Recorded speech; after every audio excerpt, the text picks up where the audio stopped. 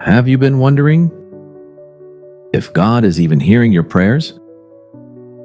Well, what you're about to hear will change your thinking forever.